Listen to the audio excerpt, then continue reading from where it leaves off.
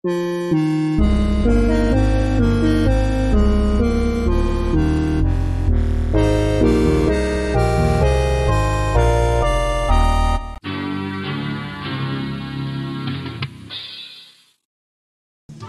and welcome to Part 2 of Barrier Aggression, my critical analysis of select material from the National Council on Severe Autism's podcast series. Last time I gave an overview of why I'm even discussing the National Council on Severe Autism to begin with, and why I'm focusing on a specific podcast episode in which their president and her friends complained for an hour about people they never even met receiving autism diagnoses, and doing so without getting NCSA approval or permission first. Speaking of approval and permission, the NCSA's official website contains at least one mention of autistic people that use spoken language as verbally privileged. As an autistic person who uses spoken language, I'm curious as to who grants certain autistic people that privilege in which I so thrive, evidently. Is it some board, some commissar perhaps, some committee, perhaps even a council of sorts? Because if there is a council that bestowed that privilege upon me, it certainly wasn't the National Council on Severe Autism, since I was diagnosed decades before the NCSA came to exist. I wonder, does that autistic verbal privilege need periodic renewal like my automobile tax sticker? Perhaps that was what was going on during the hours-long sensory episodes I had as a child, during which I couldn't speak or even think in terms of words. I guess my autistic verbal privilege lapsed for a moment while my permit was being resubmitted. After all those years, that finally explains it. Or maybe, just maybe, these people are full of crap. Now, the mention of so-called verbal autistic privilege only appeared once on the NCSA website, at least as far as I could find. That phrasing and framing certainly blends well with a general attitude by NCSA personalities that establishes the notion that an autistic person's legitimacy in communicating their own experiences is subject to approval or permission from the National Council on Severe Autism. Without that approval, it would seem that a person simply saying that they are autistic, to the NCSA at least, invalidates the very notion that they possibly could be autistic. With that privilege, as I'll go over later, even a clinically diagnosed autistic person might end up as a guest on the official NCSA podcast as a personal buddy of autistic Grand Magister Jill Escher herself. The framing of autistic people who use verbal language as having privilege over other autistic people is also convenient in establishing the mere ability for some autistic people to do things that others may not as an inherent act of suppression by some autistic people over others, which according to certain NCSA personalities is a problem that severely autistic people face routinely from people like me who apparently find their existence awful in ways I'll detail down the line in a future video. Definitely not the next one. Like, it's inherently awful. Like, their existence is inherently awful to these people. Well, in spite of my lack of official NCSA permission to exploit the privilege of spoken language, I talked as much as I pleased in my last video, and part about an article on the NCSA website that was whistleblowing about the alleged erasure of severely autistic people. That article cited a study that explained that only 6% of people included in reliable 2016 autism research included people with learning disabilities. Along with the NCSA's frequent complaints about the alleged trivialization of the word autism, the NCSA's US-based target audience would likely interpret the cited 6% figure from their website to suggest that up to 94% of so-called autistic people didn't actually have learning disabilities that would impede their ability to function in a normal classroom setting. But the NCSA article failed to mention that the 6% figure was originally published in a country where the phrase learning disability is much more specific than in America. It only includes a fraction of the diagnoses, conditions, and syndromes that qualify someone as having a learning disability by American standards. And the NCSA is an American organization seeking to reform American disability laws. Given that NCSA personalities have used official NCSA outlets to voice a desire to remove many autism patients from having their challenges recognized as autism for official purposes, the fact that their website features an out-of-context whistleblowing statistic from overseas that's likely to suggest to Americans that the majority of so-called autistic people under DSM-5 don't have clinically significant impairments is quite concerning, at least in my opinion. That's especially so because, to repeat myself, the NCSA has explicitly stated that they want to influence who is and isn't officially valid in accessing disability services, and they already use their platform to accuse clinically diagnosed autistic people of wrongfully interfering with the dispersal of those services simply because they call themselves autistic, in line with their official diagnoses. A status which the NCSA podcasts, like the one I'll be covering throughout Barrier Aggression, insist that these people can't possibly legitimately deserve. I don't see a problem with some people identifying their differences or labeling themselves neurodivergent. It's fine. We all have our little quirks and our little differences, and that's fine. However, the use of the word autism, it's taken to the extremes because we need it for policymaking, for accessing services, for accessing education.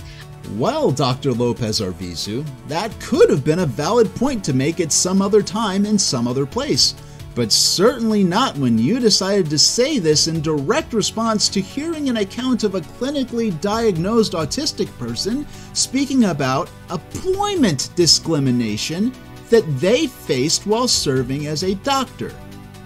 With behavior like that, one might develop the impression that you and your friends at the NCSA feel justified in saying whatever you feel like to encourage doubt and suspicion toward disabled people who don't meet your personal sympathy threshold.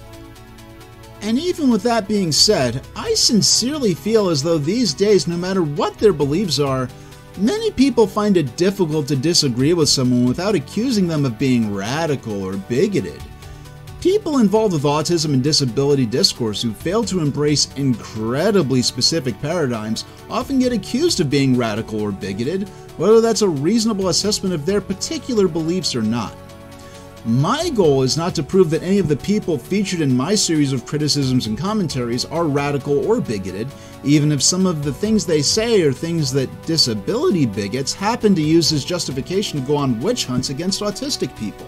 For anyone new to this phenomenon, by disability bigots going on witch hunts, I mean online communities dedicated to exposing and ridiculing alleged disability fakers by patrolling the internet for disabled social media users and arguing the fact that their targets publicly exhibiting textbook outward characteristics of those disabilities proves that those people are faking disabilities for clout and privilege. Of course, those same people not outwardly exhibiting those same characteristics is equally valid proof of disability fraud to them. As for what I could say about my videos, is that even though I'll be focusing on things these people from the NCSA have said that I disagree with and that I feel I could prove to be harmful and untrue, those things don't account for the totality of their beliefs, their careers, or their lives in general. In some cases, the same people who have said, written, or done things that would seem to be explicit counterpoints to some of the isolated harmful statements they themselves have expressed in this and in other podcast episodes. All I'll ask of anyone who watches these critiques of mine is to be responsible. Even though I'm going to be legitimately mad as hell at these people and may even blow out my microphone like I did in my previous video, all I want to do is raise awareness towards misinformation and harmful attitudes and offer the people I'm discussing an opportunity to improve and grow. And chief among these people is Jill Escher, the mother of 2 autistic children whose characteristic profiles describe them as people who will be perpetually reliant on outside care and assistance to assure their safety and happiness for every day of their lives. And may be hard to believe by the end of this series, but this is not a person I'm in a rush to dislike. Jill's struggles in providing that care and assistance for her children have inspired her to pursue the support of academic research into autism and to organize efforts to advocate for public policy making that improves access to housing, therapy, and other specialist services that many people impacted by autism and other neurodevelopmental disabilities depend on, whether their families and caregivers can afford those essentials or not. And to that end, Jill not only founded a philanthropic endeavor to fund autism research, but also serves as the president of the National Council on Severe Autism. a group that she seemingly was instrumental in creating. Those are all good things that Jill has accomplished in terms of their intention. Coincidental to that, I'm not letting her off the hook for the harmful attitude she's sometimes espoused and promoted. What do I mean? Well, Jill seems to find that clinical diagnosis of autism by a licensed professional is the only experience of autism worthy of consideration as possibly being valid. Yet, regardless of whether or not any individual received a clinical autism diagnosis, Jill sometimes acts as though the right for someone to be described as autistic is something that she can license out to people she feels deserve it, regardless of their diagnostic status.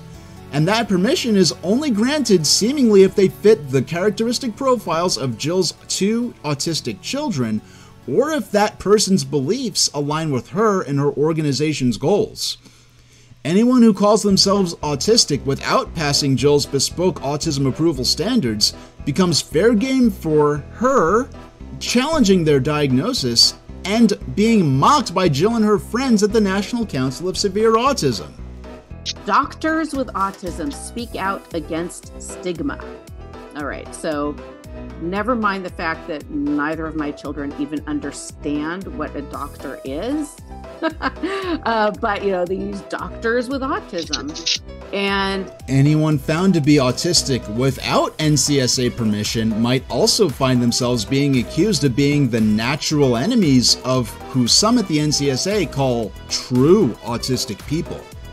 Strong adaptive abilities, but have kind of social quirks, are in the same category, the same diagnostic category as my kids who are nonverbal and function like at a preschool level. And that's a problem. It's absurd. It's not just a problem. I mean, it's violently absurd. It's inherently awful. Like their existence is inherently awful to these people. Research that we have on autism is not what currently people are terming autism, and that does do a disservice to those who have, I guess, more classic or more true forms of autism. If these videos of mine somehow get attention outside my dozen viewers and I get the expected criticism that comes along with that, I'd pretty much expect that at least a few people are going to accuse me of vilifying these parents and doctors for protecting their children's diagnoses from the DSM-5. The DSM-5 that supposedly trivialized their children's diagnoses by distorting the idea of being a mildly quirky nerd into somehow being a legally recognized disability.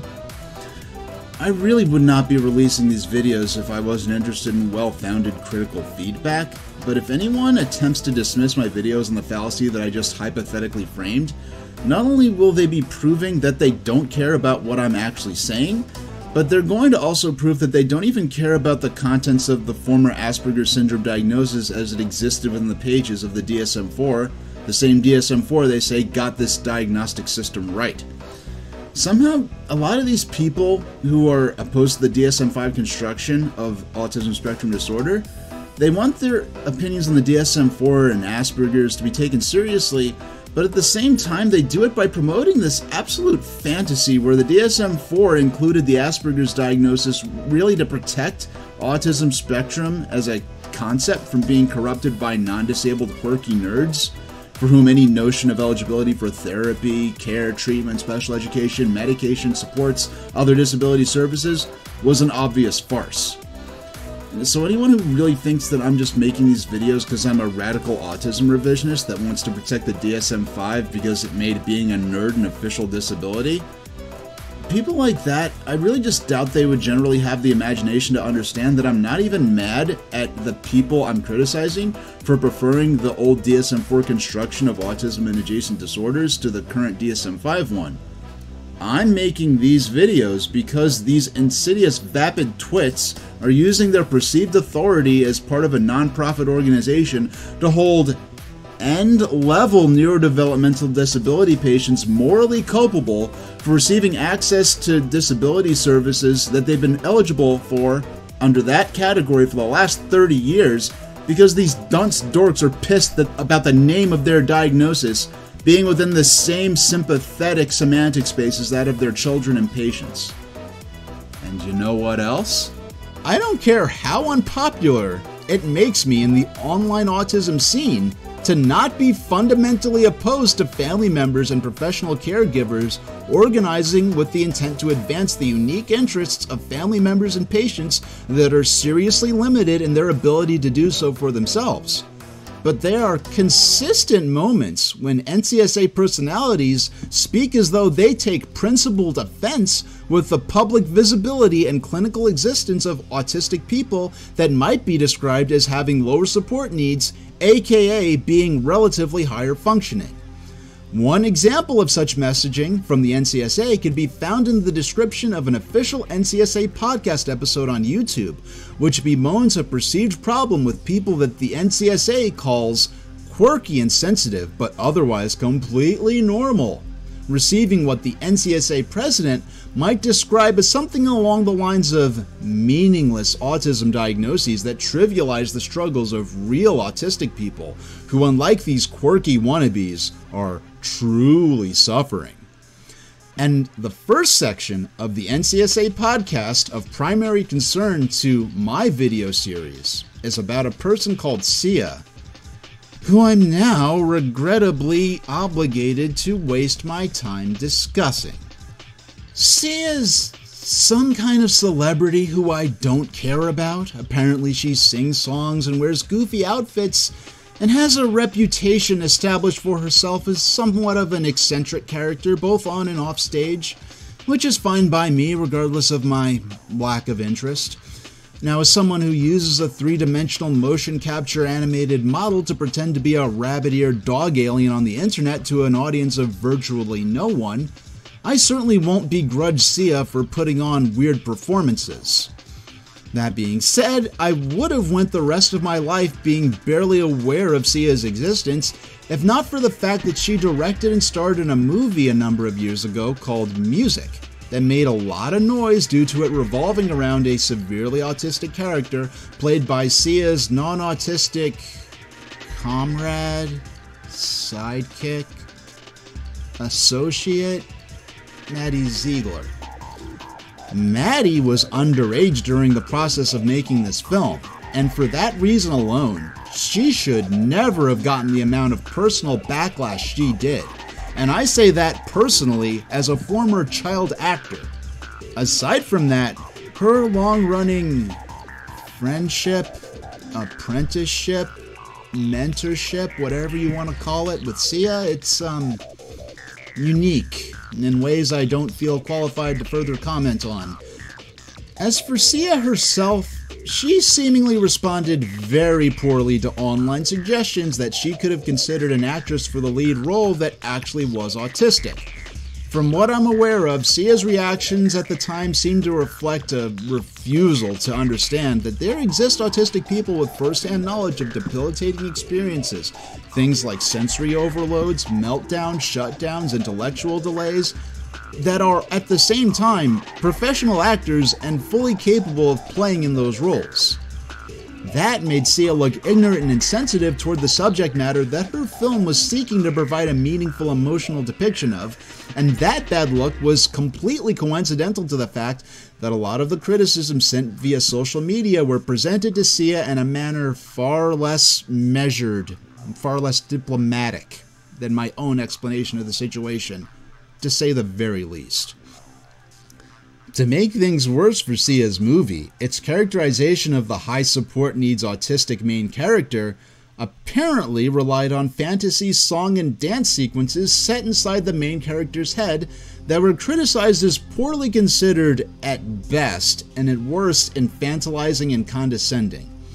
Most seriously of all to me, critics describe the movie as depicting caregivers using improper restraint techniques to intervene during moments where the title character was in moments of crisis. So improper, in fact, that some knowledgeable on the subject say that their real-life misuse could put a person at risk of injury or death. The film was not a how-to book. It was not like, oh, here are your instructions. Here's your manual for how to perform like interventions. No, it's an act of fiction. It's a storytelling about this girl, the family's trials and tribulations, and with some musical numbers along the way. Jill, I understand that the movie's a work of fiction and not an instruction manual for restraints that should be used by caretakers during extreme crisis situations, involve professional training, and only be used during the most serious of circumstances. But seeing as you specifically like this movie for addressing challenges that high support needs autistic people and their families sometimes face, why would you not prefer those things to be realistically and accurately portrayed as much as possible? I have no opinion on Sia's movie personally, because I have not seen it myself. I have no stake in defending or attacking a movie that I don't even care enough to watch the trailer for. But all of that in simple and, I think, reasonable terms are the main criticisms expressed by others about the movie. Jill Escher happens to personally love the movie. She spent a good part of the podcast defending the movie, and that's fine by me. There are people in the autism self-advocacy community who have called Jill Escher out as a bigot for failing to hate the movie. But honestly, the fact that I'm going to be explaining for the next dozen hours how full of shit Jill Escher is, while barely mentioning Sia's movie again after this specific video, in my opinion, demonstrate what a superficial complaint Jill's enjoyment of this movie really is in the grand scheme of things. Jill finds that Maddie Ziegler's portrayal of the autistic main character was a loving portrayal of someone that she says reminds her of her own daughter. It was a miraculous, wonderful thing that somebody like my daughter was depicted on the big screen. There was no damage done. I have no place to criticize Jill's specific feelings on that idea, and in my opinion, it's the single most harmless thing she's ever said regarding autism in her entire life. If this podcast of hers was just Jill defending the movie, I wouldn't have even bothered to comment on this mess. But then Jill indirectly challenges the notion that the role could have been played by an actual autistic person, and she brings her own daughter into this mess in a way that I find concerning personally. I mean, listen, I guess Sia could have hired my daughter, who is nonverbal autistic and actually in many ways resembles the character music, but I can guarantee you it would not have gone well. There's a whole separate issue she touches on that I won't get into here as to how strongly actors should or shouldn't resemble the fictional characters they portray, and when disparities between the actor and the character may or may not be respectful or appropriate. Oh my God, God forbid the character, the fictional character of music, who is this, severely autistic, nonverbal girl, was played by an actress who doesn't have autism. Oh my God, really hold the phone, call the police, because can you imagine a greater sin than that? I mean, listen, movies are works of fiction played by actors who are not really the people and do not necessarily have the backgrounds and conditions of the characters they are portraying. Regardless of the principles of that debate, and even without addressing how heated online discourse over that issue can get, I feel the biggest problem with Sia's response to the casting criticism in music was her apparent rejection of the idea that autistics who have first-hand experience with meltdowns, shutdowns, adverse sensory episodes, brief or prolonged inability to verbally speak, intellectual delays, and other possible autistic traits, characteristics, and experiences do exist and could have been cast in that role. I'm not interested in debating or discussing Sia's movie music any further, and as far as Jill Escher being a fan of it, I genuinely don't care. Whatever problems that movie has, at least Jill actually watched it to have a first-hand informed opinion. Meanwhile, I don't even care enough to have bothered watching the trailer for it, so I'll leave it there. I mention the movie purely for the sake of establishing context, because the online noise about it was from 2021. But this NCSA podcast episode went live during spring of 2023 and was recorded in response to Jill learning that Sia had been professionally diagnosed with Autism Spectrum Disorder. Here it is, BBC News World. Singer Sia reveals she has been diagnosed with autism. CNN, singer and songwriter Sia has revealed that she has autism. Let's keep going. Let's see. gosh, and all these people. There's BBC again. Oh my gosh. Anyway, you get the point. I'm not going to go through all of these. But the news is that Sia reveals autism diagnosis 2 years after film backlash. And the social media pile-on. Sia, page 6. Sia reveals she's on autism spectrum 2 years after music casting controversy. All right. So there's a lot going on in these little tweets. I want to mention again that I don't care about Sia. I don't hate her because she made a possibly seriously flawed movie that dealt with autism. I don't like her for fumbling her public response to criticism of the movie. Even if the criticism on social media was often absurdly vitriolic in nature, and I definitely neither like nor dislike her for being diagnosed with autism.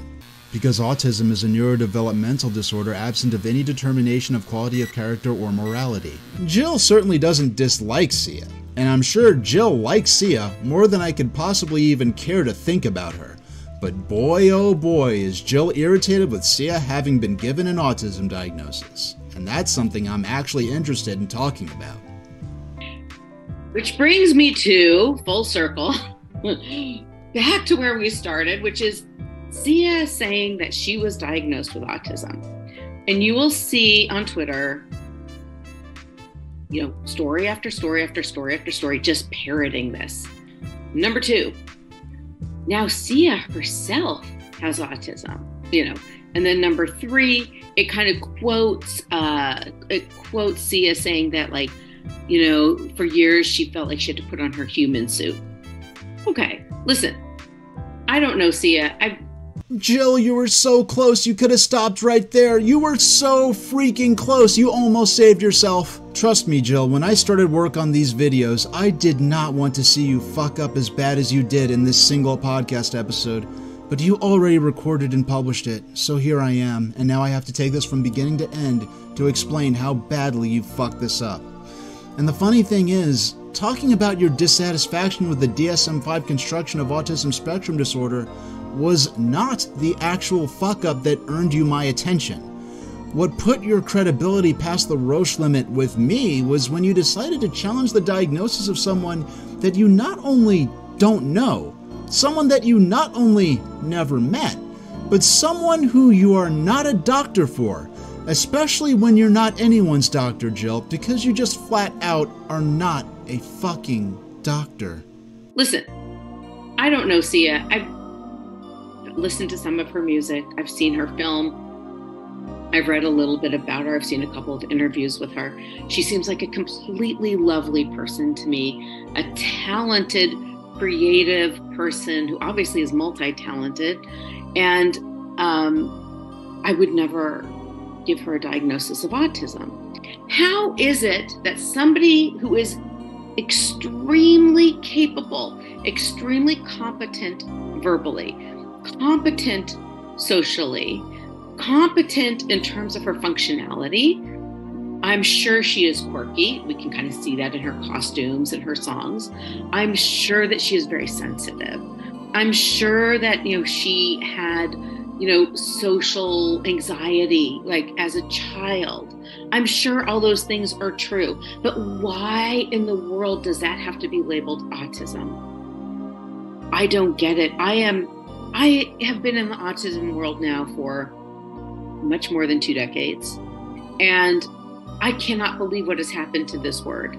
It is so utterly meaningless that, this highly successful, articulate person who's completely functional can adopt that term and not a single member of the media questions it. All they do is parrot it. Okay. Are you saying that financial success or creativity are universal disqualifying factors for receiving an autism diagnosis? Because given the way critics and skeptics of high-functioning autism at least sometimes lean on the DSM as the absolute final standard as to what counts as true autism or true disability, it happens to be the case that being creative or financially successful aren't covered in the DSM as universal disqualifying factors for receiving an autism diagnosis. And of specific attention to me is how she mentions that she would never give Sia a diagnosis of autism. She seems like a completely lovely person to me, a talented, creative person who obviously is multi-talented, and I would never give her a diagnosis of autism. Yeah, Jill, I wouldn't give Sia a diagnosis of autism either. Because guess what, Jill? I'm not a doctor, and I'm not qualified to conduct a diagnostic evaluation of anyone, let alone someone I never even met. And neither are you. And you being the president of an autism-related not-for-profit organization that you played a key role in creating doesn't give you that authority. Speaking of authority, you know, Jill, I've seen a couple of people online mistake the National Council on Severe Autism for some kind of government committee akin to the Interagency Autism Coordinating Committee of the U.S. Department of Health and Human Services. And I could guess that you probably wish that you had influence like the IAC does, because you use this very podcast episode to push a literal conspiracy theory about the IAC. But that's getting ahead of ourselves, and that's at least a couple of videos down the line at the rate I'm going. Anyway. I would never give her a diagnosis of autism. You know, I bet Jill is someone who would agree with autism attack moms like Amber from Buck Angel's podcast, who places great importance on people being evaluated and diagnosed only by licensed medical practitioners before describing themselves as having neurodevelopmental disability backgrounds like autism. To fit normally, to fit comfortably, my son will never have that opportunity. Never. And Never. These kids could write on the internet, TikTok, and do all this stuff. My son doesn't understand the use of a computer. My son doesn't understand this. And it's just sad that self-ID has got us to this point where you could say whatever the hell you want and you get to be treated as you want. No, in order for you to get some kind of help and some kind of hope, there needs to be something on the books, but it shouldn't be everybody who thinks that they have this or think that they have something be able to distinguish it. Right, exactly, because they're not doctors, they're not therapists, but because you took a 2-minute quiz on Google that you get to say this. And yet, these same people who are not fucking doctors feel free to grant themselves the authority to challenge and nullify the clinical diagnosis of autism patients they never met, if those people happen to be capable of doing things that their own children can't. Such as in the previous example, where Amber establishes that someone's ability to use computers and the internet disqualifies them from being autistic, because Amber's own autistic son is unable to do that, completely ignoring the fact that computers and tablets for many autistic people are their only means of communicating not only with the outside world, but with caretakers and family members within their own houses. The problem with me isn't that these people are describing the challenges faced by their loved ones. The problem with me is that they're using the challenges of their loved ones as a list of rules about what other disabled people that they never fucking met must be shunned for being able to do themselves. And if a person can receive a professional diagnosis of autism while being able to do things that these people's kids can't, it's not proof that they were professionally assessed to have clinically significant impairments. It's proof that these people gamed the system and need to be kicked out of the disability community, and that the parents of real autistic people need to petition for a literal rule change so that the diagnoses of these people can be revoked. Do you think these kids have some form of autism that are doing this? Yeah. I'm gonna be real honest and really. Please, that's. I'm going to gatekeep autism, where I don't think if you're awkward or if you think different or if you can't be in a social room that you have autism. I don't believe that autism should ever been umbrellaed, and I'm gonna get to it a little bit. I am too, actually. I am. I'm sorry. It's really hard to see that all of these kids are making a mockery of what my son, like when I die, nobody is going to be there. Likewise. That, this highly successful, articulate person who's completely functional can adopt that term, and not a single member of the media questions it. All they do is parrot it. Hold on. Actually, I need to go back on this subject for a moment. Jill, are you saying that you're more qualified as a non-doctor to comment on Sia's neurodevelopmental profile than the licensed medical professional who gave her a diagnosis following a personal examination? I mean, that to me seems like the most reasonable interpretation possible. Regardless of the all-consuming nature of my indifference towards Sia, it's amazingly fucking silly for Jill to say with such authority that Sia is extremely capable and extremely competent in terms of functionality, when she, in the same moments, admits to the fact that her knowledge of Sia is restricted to choreographed and rehearsed performance pieces and premeditated media interactions that Sia prepared for in advance with the help of a team of paid assistants, of which the resulting footage was then further edited and polished before being posted online or shown on television. How can you credibly provide a comprehensive analysis of someone's life skills and functionality based on a select handful of moments that were curated to be consumed as entertainment that specifically is designed to make the people featured appear as competent and desirable as possible?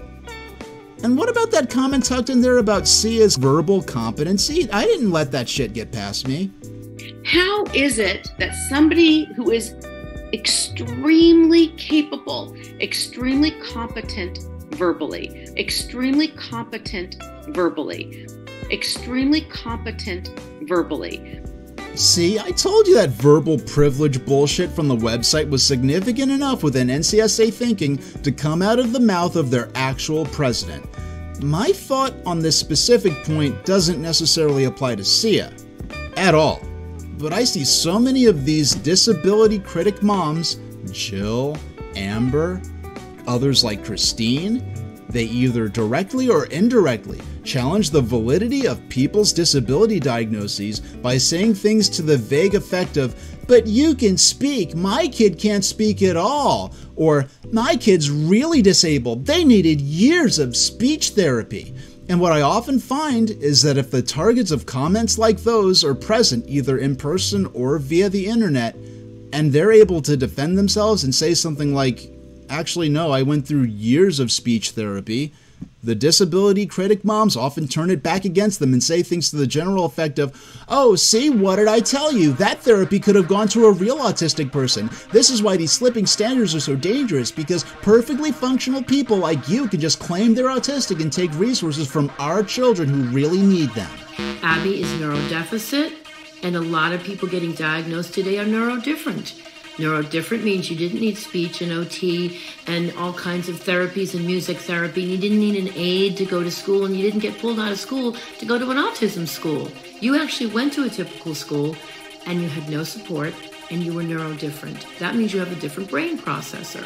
Those people today are finally getting some acknowledgement, and I think that's a good thing, but I look at it as a different thing because you don't have a deficit, you have a difference. You are neurodifferent. And Abby and people like Abby and Abby's programs were neurodeficit. Abby had 20 years of speech and OT and other services just to be able to talk like a neurodifferent person already can. So the answer is the DSM-5. I think the diagnostic manual the doctors are using needs to be updated and changed, and real specific language needs to be created so that we can honor everybody and get them the help they need, but it's not the same thing. Putting everybody on the autism spectrum to me is not helpful, and it's going to make everyone autistic soon, and it's diluted the very meaning of the spectrum in the first place. And they're going to do the same shit with other kind of things like autism and all that. They're going to be like, oh, well, maybe you can just say you have autism.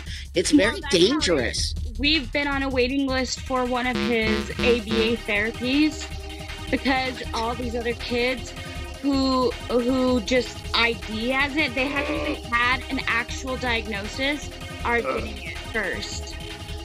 Okay, there you go. Everybody, did you just hear that? People who don't really need it are being put ahead of the people who actually need it. This is why self-ID is a fucking dangerous. Wake up, and then kids are self-IDing with what her actual child and she sees every day. Can you imagine how fucking...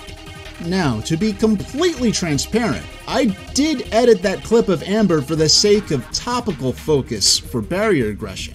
And I already explained in part 1 of my series how unless Amber failed to include multiple critical details in her story, there's no chance that prepubescent non-disabled children are faking autism so they could jump in line for the ABA therapy sessions of her child to make themselves look cool among autistic self-advocates on social media who are outspokenly against ABA in the first place and want its practice to be made illegal. I present this clip to illustrate the general attitude. And that attitude is not at all isolated to autism or to speech therapy specifically, but the recurring phenomenon where people who demonstrate relatively normal seeming performance in a certain aspect of functioning now, after receiving therapy, often have that used against them, with their detractors and skeptics and critics claiming them to be too competent to have legitimately qualified to receive that therapy to begin with. It's a disgusting mindset for an autism advocacy organization to be taking on, especially when they want to shape public policy making that will determine access to therapy, special education, and related services to people who could benefit from them.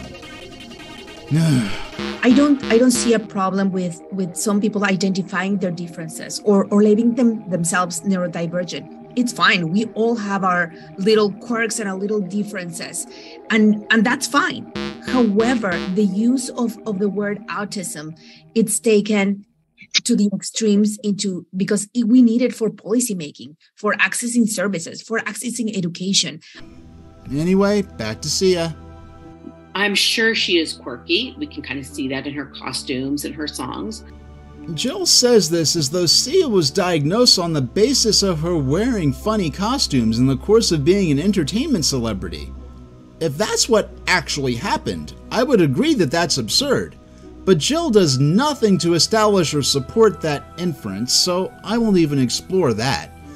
And later on, around probably maybe part 7, 8, or 9 of my series at the rate I'm going, I'll be talking about the friend of an NCSA board member who will be mentioned in a presentation highlighting her son's interest in eccentric costumes, specifically to validate the illegitimacy of his autism.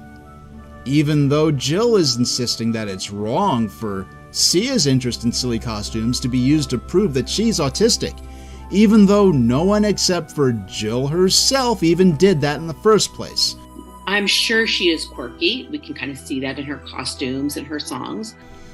This is the literal definition of a straw man argument where she props up a fake opposing talking point for herself to effortlessly discredit to make herself look good.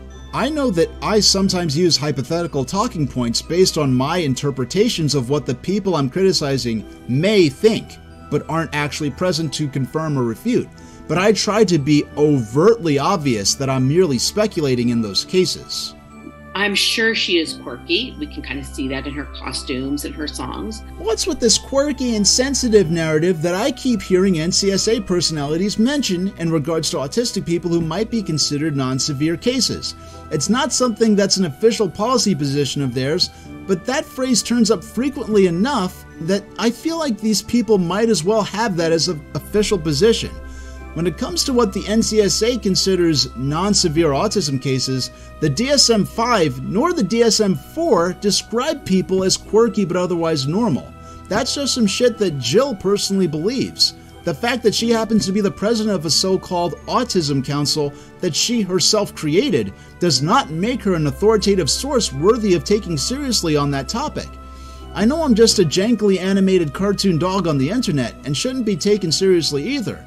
But on the other hand, I'm not asking for tax-free donations from the public so that I could use that money to help autistic people. But Jill is. Anyway, the most well-known parallel category to the current ASD1 diagnosis found in the current DSM-5 to be found in the former DSM-4, that being the now retired Asperger's syndrome category, demanded for the observation of what it called severe and sustained impairments in social interaction and disturbance causing clinically significant impairments in social, occupational, and other important forms of functioning, in order for that diagnosis to potentially be assigned to a patient. And just like with Amber on Buck Angel's podcast and many others, we have this dismissive misrepresentation of relatively high-functioning autistic people who fall under Level 1 under DSM-5 and formerly might have been considered Asperger's patients as not only not being disabled, but of being hyper-functional nerds who require no disability supports, no disability services, no therapy, no special education, no aids, no accommodations, no special equipment, and therefore aren't deserving of any diagnosis or disability label. They think that former Asperger's diagnoses receiving these services today under DSM-5 is an act of theft against supposedly real autistic people, and that their ability to access these supports is only the result of the neurodiversity movement meddling in the development of the DSM-5, even though patients diagnosed with former Asperger's syndrome were eligible for all of these things more than 30 fucking years ago. It's concerning to say the least. I'm going to gatekeep autism, where I don't think if you're awkward or if you think different or if you can't be in a social room that you have autism. Strong adaptive abilities but have kind of social quirks are in the same category, the same diagnostic category as my kids who are nonverbal and function like at a preschool level. And like, that's a problem. It's absurd. It's not just a problem. I mean, it's violently absurd. As I mentioned earlier, this quirky and sensitive talking point even appears in the description for this podcast episode, as we read here, and I quote, "Today, if you're quirky and anxious but otherwise completely normal, poof, you too can have autism." Poof is apparently the NCSA's onomatopoeia for getting a clinical diagnosis by a licensed professional that verifies disturbance causing clinically significant impairment in social occupation and other important areas of functioning.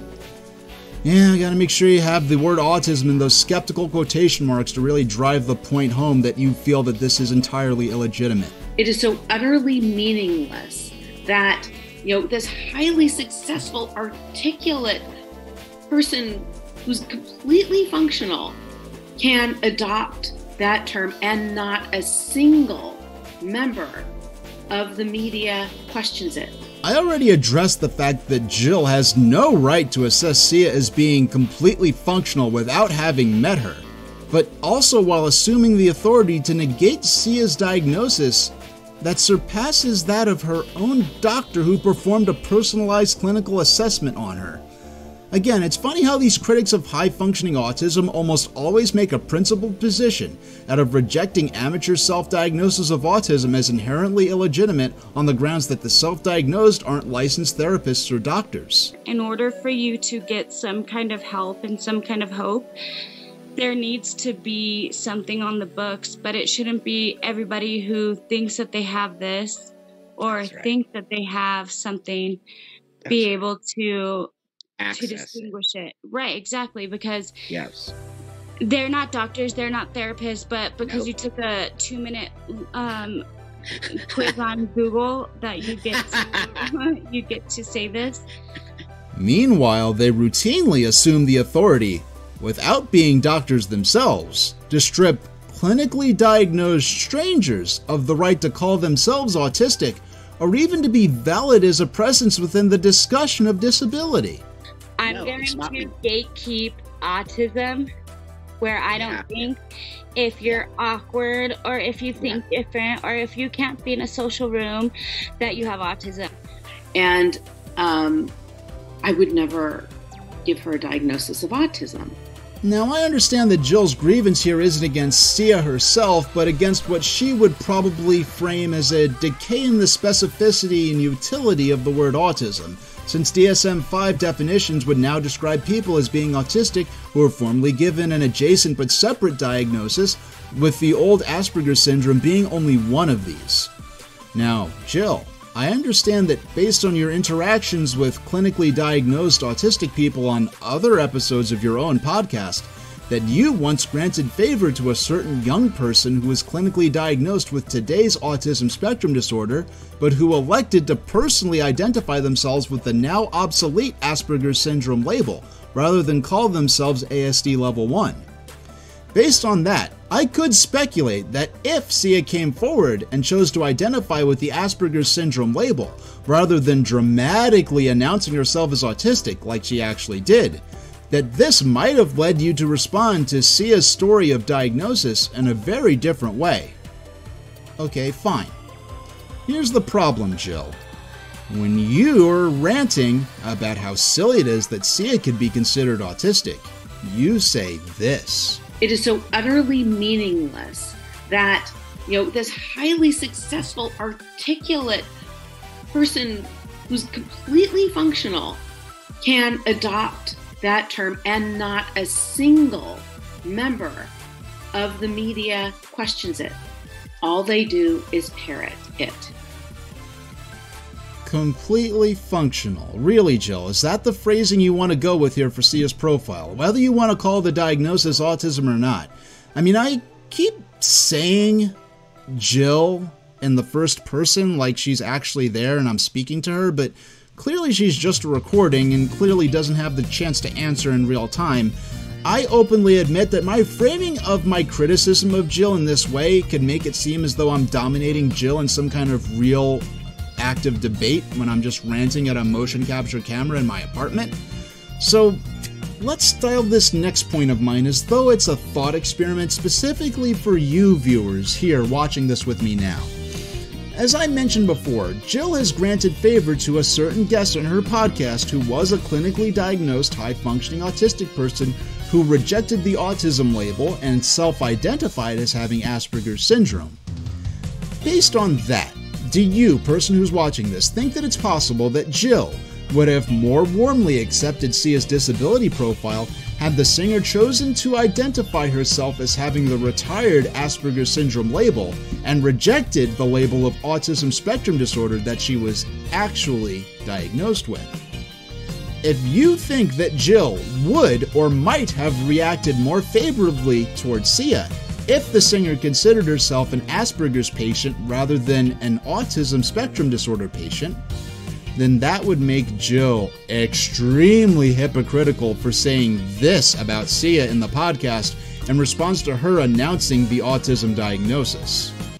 It is so utterly meaningless that, this highly successful, articulate person who's completely functional can adopt that term. If Jill would approve of Sia hypothetically describing herself as having former Asperger's, while also rejecting the autism label for herself, then that means that Jill referred to someone that the former Asperger's diagnostic description would have spelled out as having multiple qualitative clinically significant impairments in important areas of functioning as being, in Jill's own words, completely functional.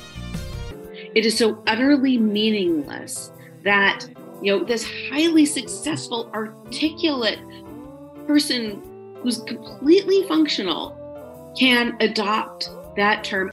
If, and I caution if, and I'm speculating here, but if Jill really would have accepted Sia's clinically observed suite of significant impairments legitimate only if she had elected to identify them using Jill's preferred naming, which is no longer even clinically recognized for official purposes, then that would mean that to Jill Escher, the difference between someone having multiple clinically significant impairments and important categories of functioning and being, in Jill's phrasing, completely functional and therefore not disabled at all, is the difference between whether or not a diagnosed autism patient rejects the official naming found within their own clinical documentation and instead uses Jill's personally preferred and obsolete and unofficial descriptive language instead. And if that were true, I'm not eager to use this word these days, but that would be problematic. And I don't mean problematic like when someone on Twitter says person with autism instead of autistic person, or whatever the most up-to-date phrasing within the disability community is at the moment. I mean problematic as in it being fucked up that the president of an autism advocacy group that seeks to shape public policy would hold a total stranger's autism diagnosis in contempt because that person failed to describe themselves using their organization's preferred terminology that is no longer clinically recognized for official diagnostic purposes. And Jill is not here to give her reaction to that thought experiment, so we should assume that she has the best of intentions, and for now, I'm going to focus on things she actually explicitly said in the podcast recording, because we're only 10 minutes into this podcast episode, and we've got 50 more minutes of this podcast to go. It is so utterly meaningless that, this highly successful, articulate person who's completely functional can adopt that term. Jill, I understand that you disagree with the DSM-5 definition of the autism diagnostic range, and I don't even have a problem with that on its own. But by saying that Sia is completely functional, you go beyond disagreeing with the DSM-5 construction of autism spectrum disorder. It would seem to me that you're either establishing a position that people diagnosed under Autism Spectrum Disorder Level 1, in general, lack significant functional impairments of any kind, which is literally contrary to the text of the DSM-5 itself, or you're establishing a position in which the licensed healthcare professional who conducted Sia's evaluation either mistakenly or intentionally issued an ASD diagnosis upon Sia, while Sia herself possessed no characteristics that would qualify her for such a diagnosis. Those are the two most obvious guesses I can make based on context, and I'm willing to accept that I'm incorrect on one or both of them. Because Jill, the former of those two positions, is contradicted by things that you yourself have said on other podcast episodes of your own show and on other podcasts that you've been a guest on. It's also contradicted by things that you and others who have written on the NCSA website have said, and it's contradicted by work you've done on college campuses outside of your capacity as the NCSA president, in which you've specifically assisted autistic people who are able to engage with a college-level course of study, but who still need disability supports. And the latter of those two theoretical positions doesn't make sense to me either, because you never actually speculate on your podcast that Sia's doctor accidentally or intentionally issued an autism diagnosis that does not meet the DSM-5's own standards, even if you disagree with the DSM-5 itself. I mean, even random users in the comments section of your podcast's posting on YouTube have speculated that Sia engineered the issuance of this diagnosis as a means to restore her reputation among autistic social media users that were pissed with her over the movie casting controversy. But Jill, even you yourself do not even vaguely suggest that. I'd go as far as to say that if you did say that, Jill, and had presented even circumstantial speculative evidence that perhaps paid a dishonest doctor to say that she had autism in order to give her credibility to put on the show on mainstream media that she did in the course of announcing that diagnosis publicly, whether I agree with you or not on any aspect of autism discourse, I'd be having a fundamentally different conversation with you in terms of my response. But no, Jill, you don't make any statements that establish that you have quarrel with Sia or herself. Instead, you say that you, I guess, don't even have a quarrel with her, but with the DSM-5 definition of autism? I would never give her a diagnosis of autism. So this is not so much a discussion about Sia. I have nothing against her, but about the word autism.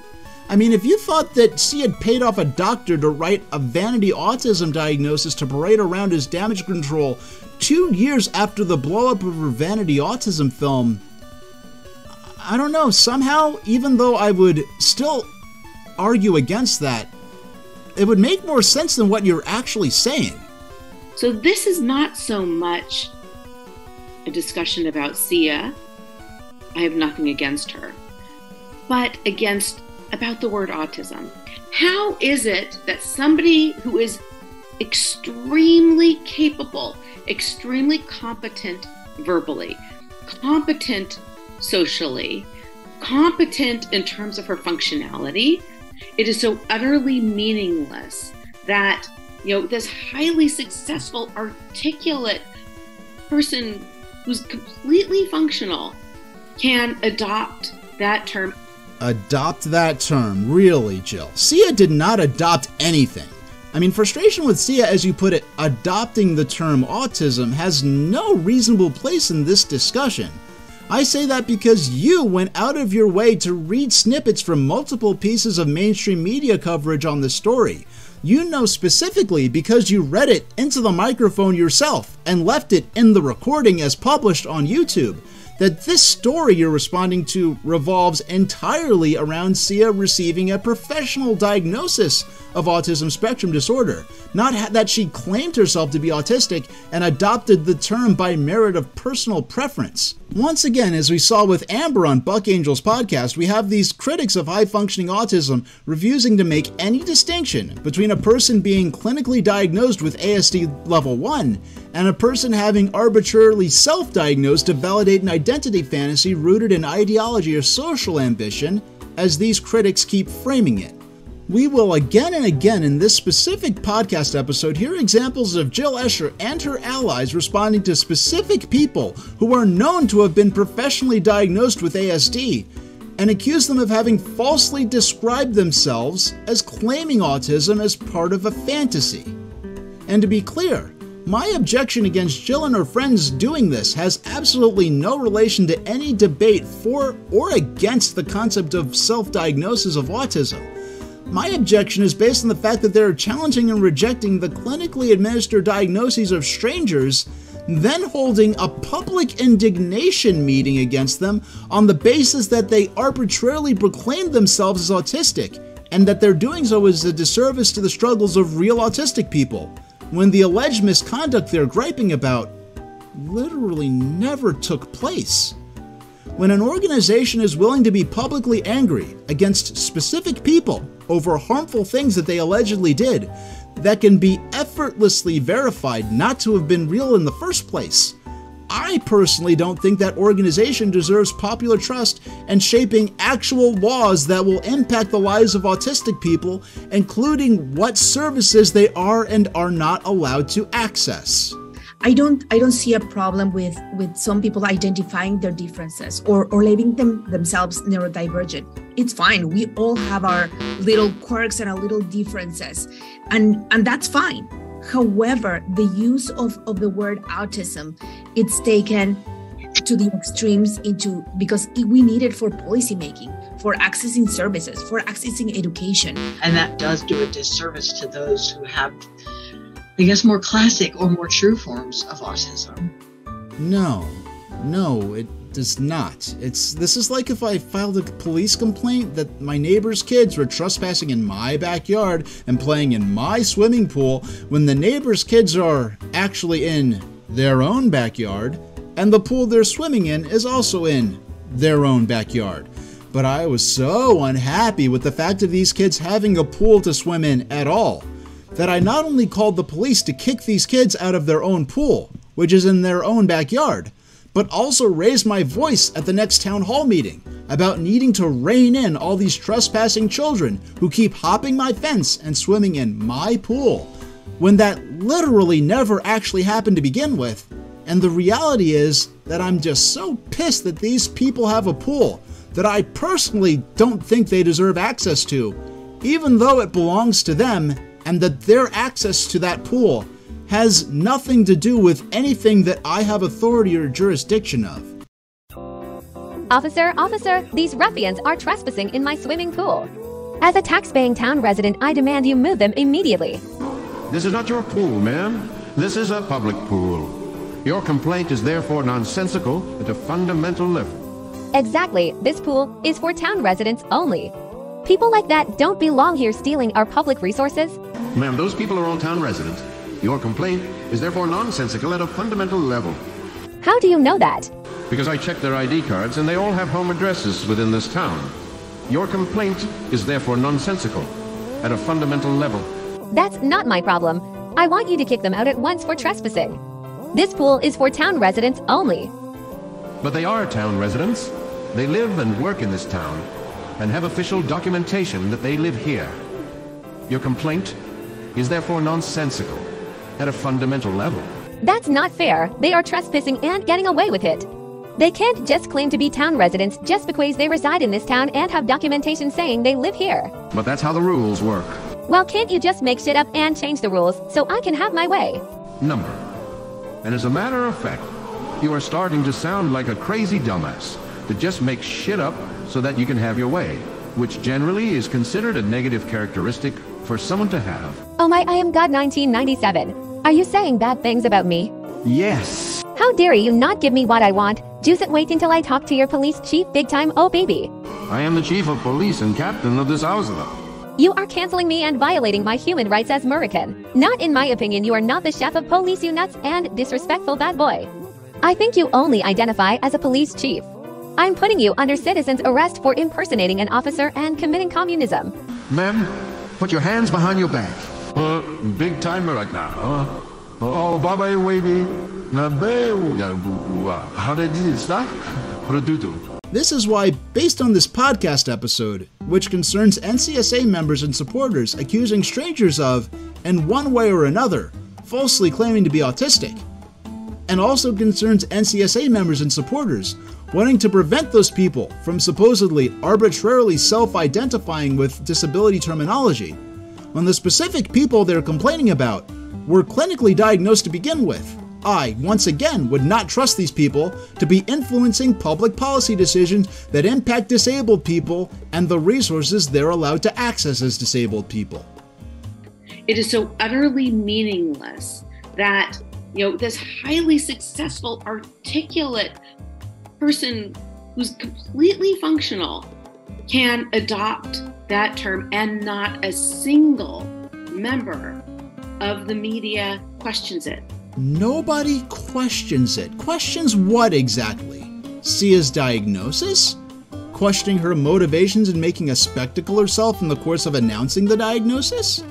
Like, really, I need specifics. Real specifics, because these details matter.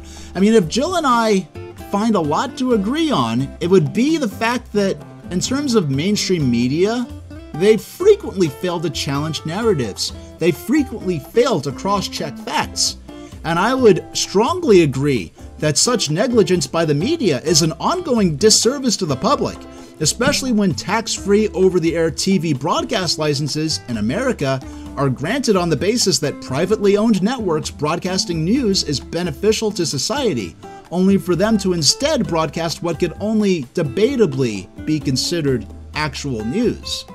But even as someone who finds the manner in which Sia revealed her autism diagnosis to be gratuitous and self-indulgent at best, I need to ask, what could Jill reasonably expect these celebrity gossip sites and news outlets to do in this instance, especially given that these sorts of outfits would have been just as likely to make a headline story about Sia adopting a rare breed of parrot, or breeding tropical fish, or playing in a backgammon tournament, or anything else equally unimportant to the lives of their consumers. Unless someone's soliciting donation money or other aid to cover personal medical expenses, or is soliciting donations to a questionable, unvetted charity, I don't see why reporters or journalists would have any particular responsibility to challenge the stories or demand documentation from anyone giving an account of having a disability diagnosis of any kind. I mean, the best that I could gather is that Jill is saying the media should have been sounding the alarm like, oh, look, Sia's perfectly normal. She's not disabled in any way, yet she's claiming to be autistic. Someone stop her. I mean, I remind you that Jill does not know Sia outside the context of professionally curated and pre-approved footage of pre-arranged and rehearsed interactions with entertainment media. Media that is desperate to suck up to the rich and famous.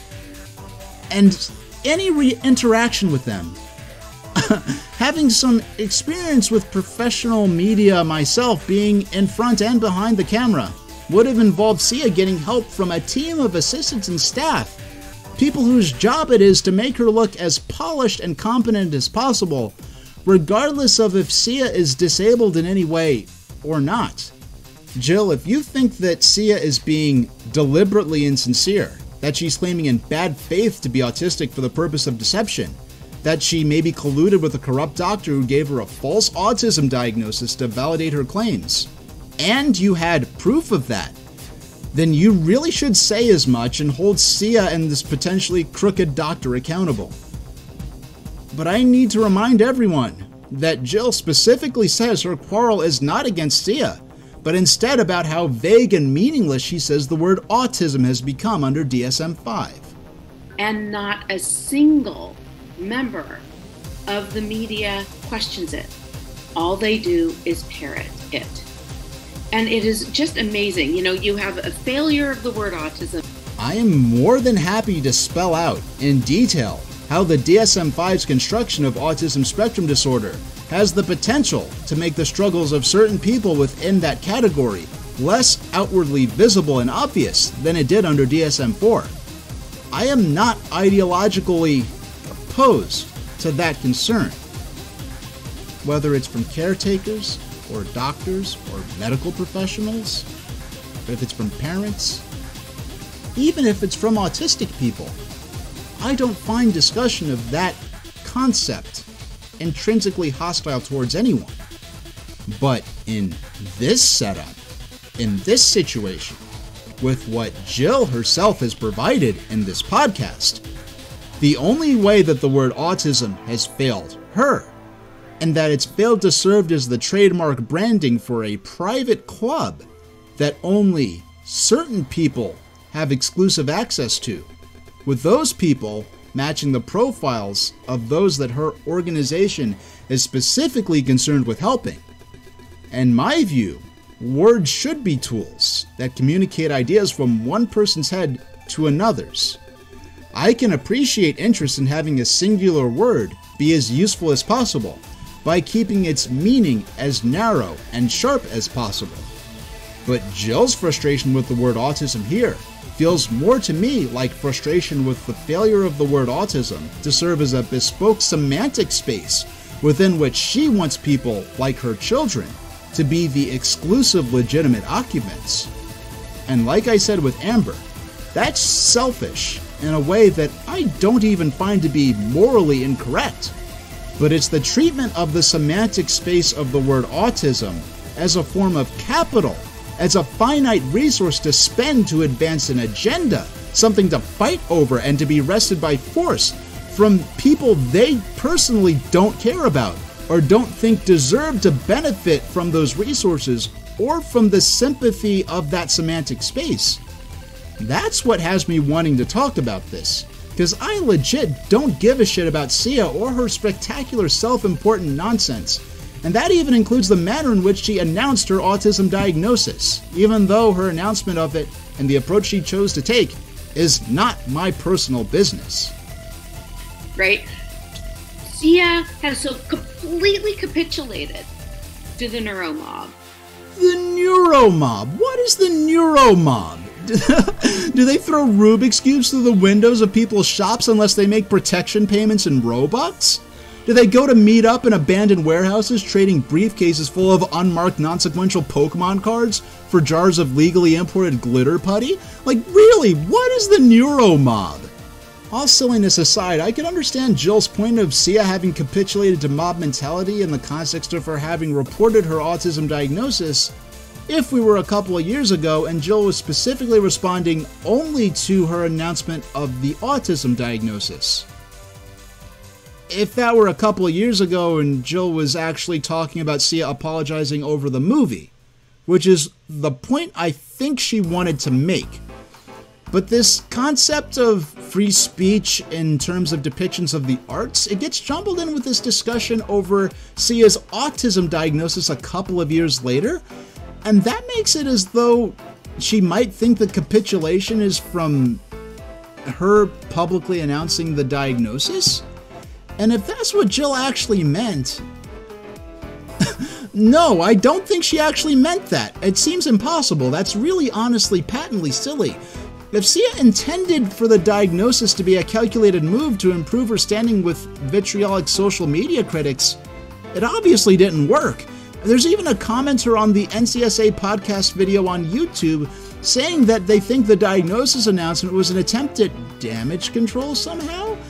I find it strange that this person thinks that Sia presumably paid off a doctor to give a false autism diagnosis so she could use that as a form of damage control about the social media backlash, because that really has already run its course, really at least 2 years ago. I mean, a handful of loudmouth partisans refuse to move on and keep ranting about it, but that's just the nature of criticism on the internet. I don't think anyone really cared in any significant number. I think, Jill, you're online a little too much. And Sia was never even accused by Jill of having paid off a doctor to give her a diagnosis. If Jill did make that accusation and provided some kind of proof, we'd be having a completely different conversation whether I agreed with Jill or not. And additionally, why would Sia wait 2 years later to leverage this diagnosis for damage control? I have no proof of when Sia was actually diagnosed. I don't feel like digging that deep into it, if she even specifically outlined when she was given the diagnosis. But if it's in Sia's nature to be crafty enough to buy a fake diagnosis, shouldn't she have done that years ago when this was a hot topic instead of making these ineffective, argumentative reply tweets at random, irrelevant members of the public? Because that's what she actually did in response to this, and we know for a fact, a recorded matter of fact, that she did not benefit at all from doing that. I mean, regardless of the specifics of any of that, Jill goes on to talk about how brutal the social media backlash was, and I certainly wouldn't argue against that. I mean, the cruelty. I remember Sia saying after the whole pile-on episode that she became suicidal. And if you're not prepared for this level of utter BS, yeah, and you're a sensitive person like Sia, yeah, you can become suicidal. Oh, so the social media pile-on was so cruel and severe that it made Sia suicidal back then? Really? The recommended course of action for those at risk of suicide is to seek assistance from a licensed healthcare professional. A licensed healthcare professional that was likely to evaluate a patient for various disorders related to the functionality of their brain. And a lot of disorders related to the functionality of the brain happen to be found in the Diagnostic and Statistical Manual of Mental Disorders, currently in its 5th major revision. And such an evaluation potentially could result in the issuance of one or more diagnoses relating to brain functionality, including autism. There are countless accounts from people who were seeking professional assistance with symptoms that adversely impacted their day-to-day functionality and possibly even imperiled their lives, only for them to be shocked to be given mental health or neurodevelopmental diagnoses that they never even considered or identify to begin with autism being one of them. This scenario that Jill herself has recounted of Sia struggling with suicidal thoughts or behavior is a perfectly plausible path that could have led to that singer getting an autism diagnosis without having any intention of deliberately seeking it.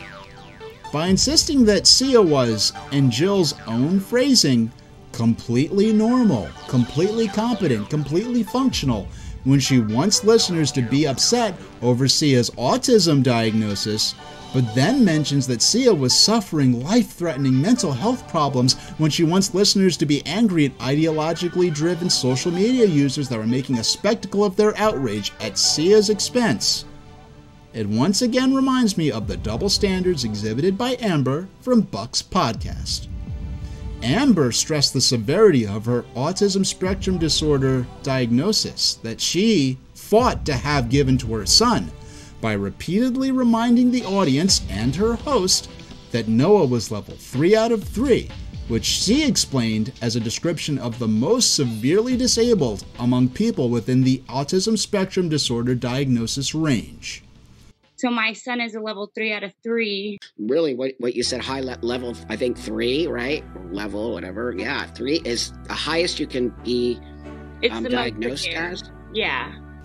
For the purpose of clinical diagnosis, the concept of autism ranking patients in terms of a 3-tiered system of severity is something found exclusively in the DSM-5. But at other times, when Amber wants to express outrage with the DSM-5 for supposedly trivializing autism by including people whose support needs were less extensive than those of her own son, those being people who might have been ranked as Autism Spectrum Disorder Level 1, Amber literally started crying that their inclusion in the ASD range at all made a mockery of her son's suffering. I don't believe that autism should ever been umbrellaed, and I'm going to get choked up a little bit. I am too, actually. I am. I'm sorry. It's really hard to see that all of these kids are making a mockery of what my son, like when I die, nobody is going to be there.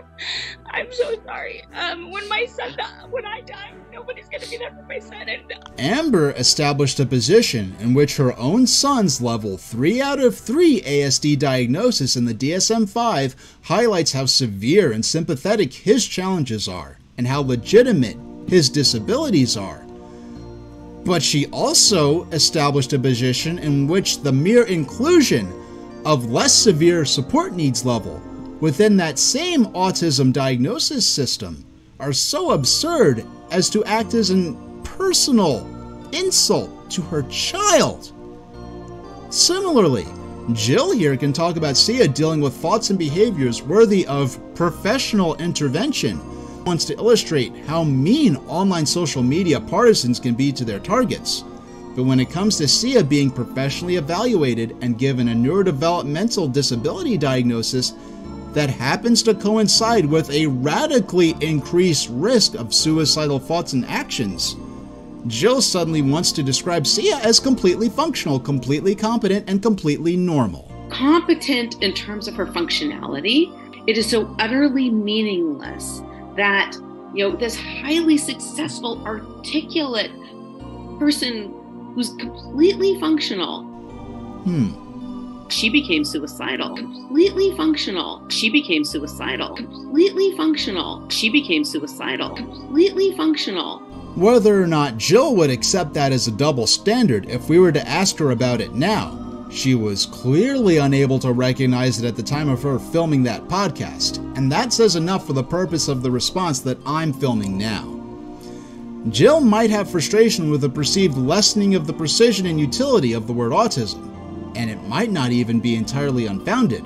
But what we have in this podcast episode, at least so far, isn't just that, but a frustration with the fact of an actual patient receiving a diagnosis that infringes on what Jill is treating as a private semantic space reserved only for people exactly like her own children.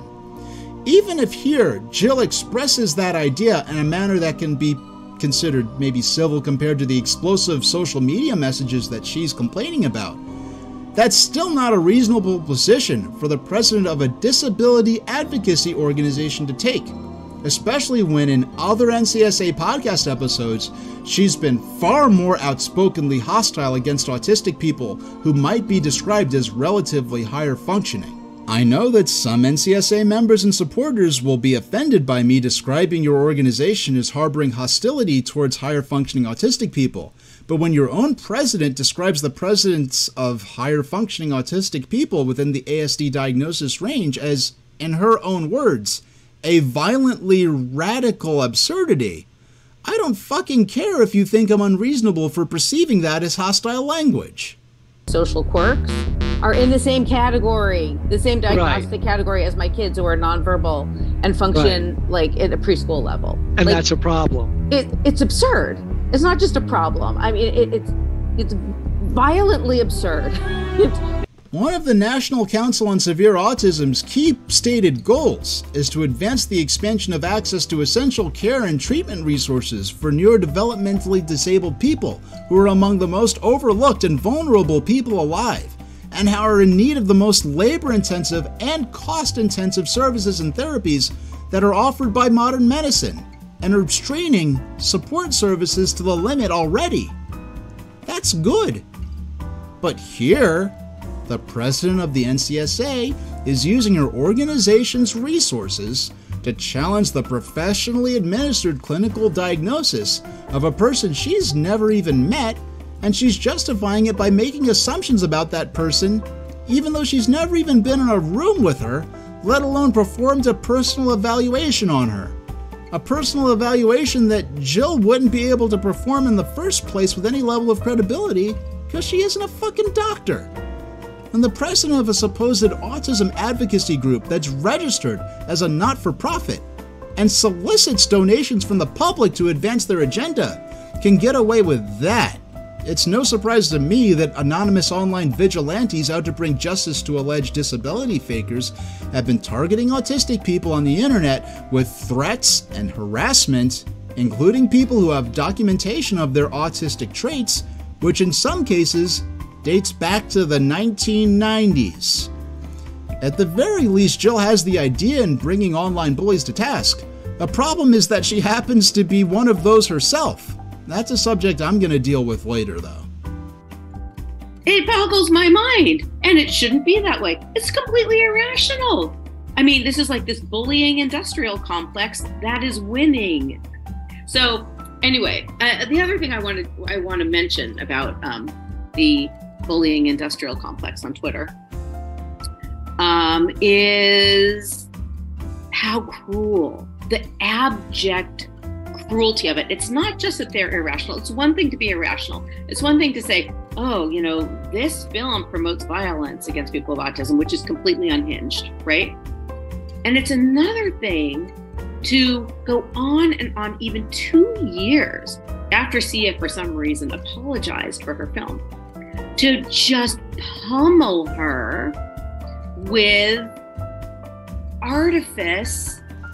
Whether the more vitriolic online messages sent to or about Sia over this news story expresses the honest feelings of the authors or not, I wouldn't disagree that there's a culture of performative outrage on social media, especially in regards to causes, agendas, where people get swept up into caring more about being seen as part of something fashionable than taking meaningful action to improve the issue at hand. So Jill, I'd give you a thumbs up on that specific observation. I mean, the hand trackers on my motion capture camera are turned off. You have to trust me that my thumb is sticking up right now. And it could be my middle finger. You're gonna have to use your imagination on that. Here's one. Sia, don't expect the entire autism community to welcome you with open arms after what you've done to them with your god-awful ableist movie by making them look horrible. How do they look horrible?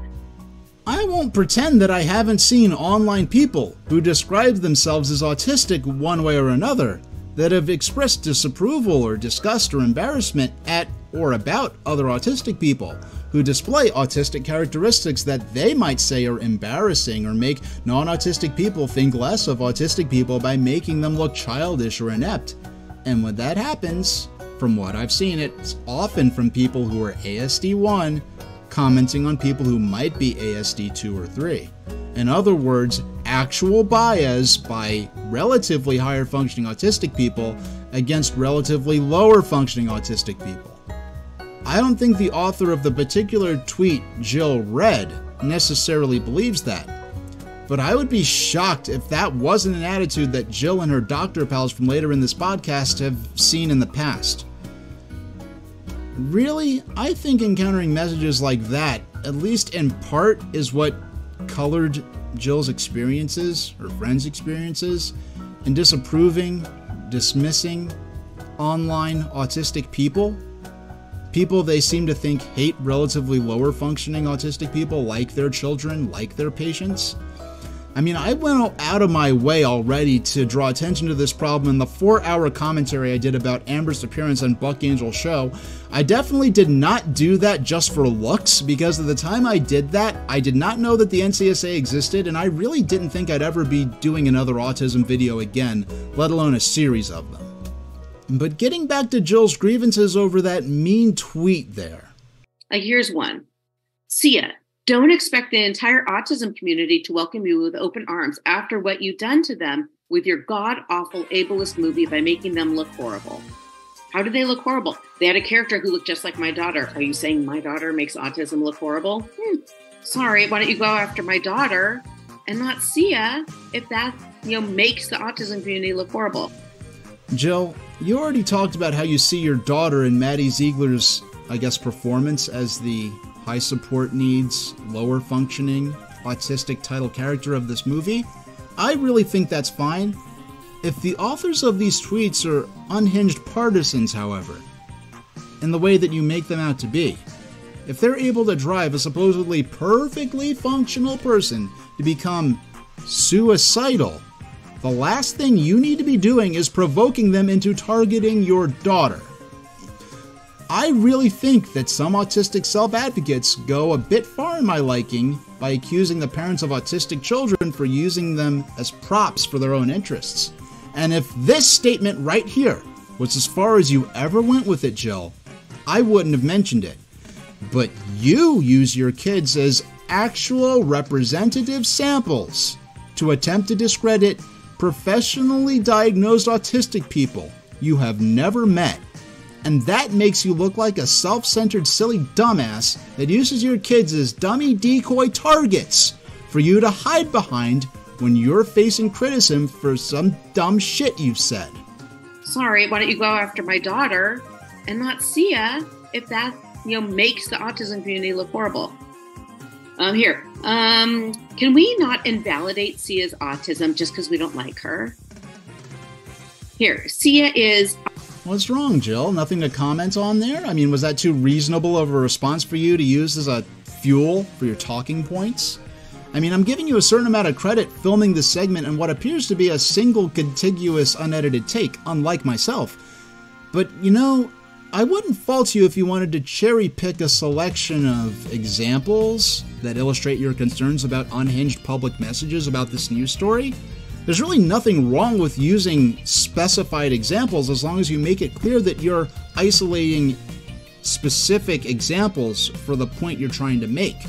Can we not invalidate Sia's autism just because we don't like her? Here, Sia is autistic. No way Girly produced the most insensitive autism depiction in a movie just to be autistic herself. I'm not even sure what that means, but that's crazy. Sia getting an autism diagnosis doesn't change the fact that she's incredibly ableist and did so much damage to autistic people. No, she didn't. Especially high supports needs autistic people. No, she didn't. It was a miraculous, wonderful thing that somebody like my daughter was depicted on the big screen. There was no damage done. It doesn't erase anything she did, and we don't have to forgive her. Fuck her. I mean, the cruelty. I remember Sia saying after the whole pile-on episode that she became suicidal. And if you're not prepared for this level of utter BS, yeah, and you're a sensitive person like Sia, yeah, you can become suicidal. But now, Sia has autism. Hey, listen, Sia has something, I'm sure. Why do we have to call it autism? Hey, Jill, here's a better question. Why are you, as someone who is not a fucking doctor, assuming the right to challenge the diagnosis of someone who was professionally assessed as being eligible for that diagnosis by an actual doctor. Why are you, without being a doctor at all, somehow valid in assessing someone you never met as being, in your words, perfectly functional, completely normal, when by your own verbal, explicit admission, your knowledge of their life is based entirely on limited footage of curated and polished interactions and interviews with members of entertainment media whose job it is to depict their subjects as flatteringly as possible. And also, a movie that consists entirely of highly edited footage of said person literally pretending to be someone who doesn't exist in real life. It boggles my mind, and it shouldn't be that way. It's completely irrational. I may not have answers to that question, but you know the good news? We're completely done talking about Sia for damn near the rest of this series, as well as her shitty fucking movie. I don't care about Sia. The absolute nature of my indifference toward her cannot be overstated. I have uttered the name of this person who has no impact on my life and no command of my attention more times in the last minute than I otherwise would have across multiple lifetimes. And her involvement in disability discourse in 2021 with her shitty movie, let alone what followed in the years since, has been more of a calamitous distraction from what really matters to the well-being of disabled people than her being diagnosed with autism could possibly ever be, whether that diagnosis turned out to be a sincere assessment conducted by an unbiased medical professional or not. Sia's celebrity status, her apparent penchant for making a show of herself, combined with mainstream media obsession with the lives of the rich and famous, have been an odious diversion from the core of the matter at hand, which really should have been a discussion over whether or not present diagnostic paradigms of neurodevelopmental disability are clearly communicating the challenges faced by those who live with those characteristic profiles, not a debate as to whether or not one particular person with some level of talent for song and dance and attempted filmmaking happens to be autistic. Having made it through the first 15 minutes of a 55-minute podcast, with Sia having been banished as a subject of discussion, and with Dr. Lee Wachtel and Dr. Carmen Lopez Arvizu, two actual doctors from the Kennedy Krieger Institute, coming on board to give their input for the rest of the episode, the quality of the conversation can only improve going forward. And at least now we have a clear path forward to talk about how to help high support needs autistic people instead of complaining about the social media backlash from some senior's vanity film project from years ago.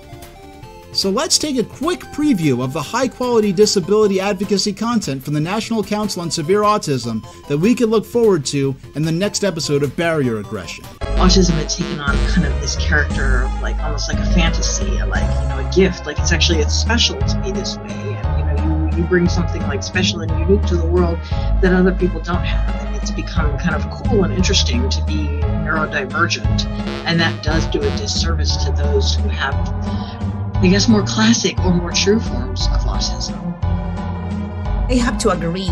So, you know, that's exactly the issue, the classic definition of autism. I don't see a problem with some people identifying their differences or labeling themselves neurodivergent. It's fine. We all have our little quirks and our little differences, and that's fine. However, the use of the word autism, it's taken to the extremes because we need it for policymaking, for accessing services, for accessing education. Never fucking mind then. Well, I'll see all of you for part 3 of Barrier Aggression. Thank you very much for watching, and I'll see you all next time.